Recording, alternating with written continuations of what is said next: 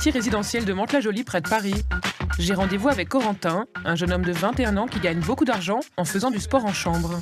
Enchanté. On va chez toi? Il est 15h, il ferme les volets, c'est louche. Comme chaque jour, Corentin s'installe à la même heure devant ses 4 écrans, manette en main. Des sponsors le paient pour jouer aux jeux vidéo. Corentin, alias Gotaga, est le plus titré des gamers français. C'est le Zidane des joueurs professionnels.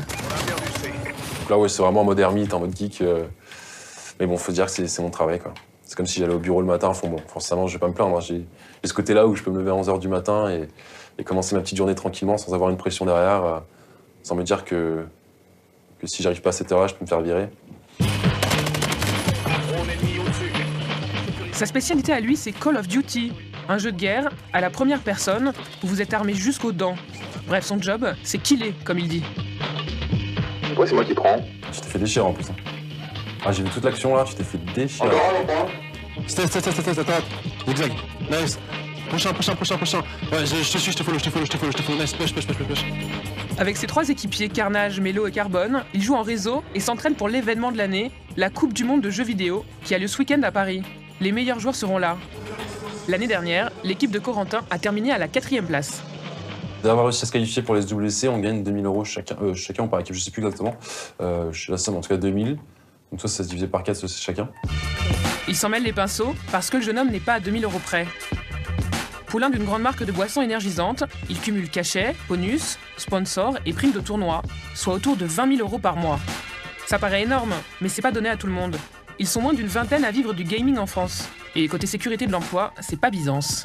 Si tu veux cotiser ou pour la retraite, etc., bah, tu peux pas. C'est un domaine qui n'est pas encore considéré comme un véritable travail.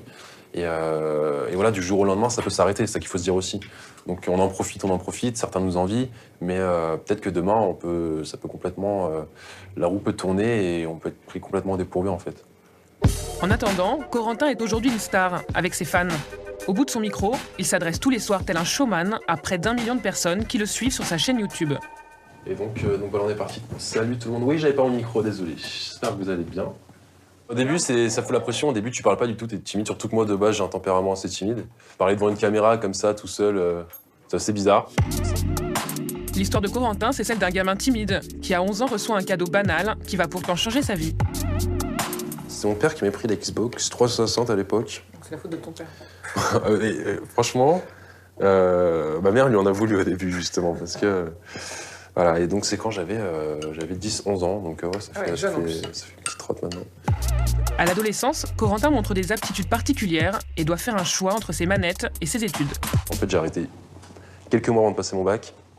Tu peux pas être très bon dans les... Enfin, en tout cas, moi, j'ai pas réussi à être très bon dans les deux. Et du coup, j'ai fait le choix du gaming. Et pour l'instant, ça m'a réussi. J'espère que ça continuera.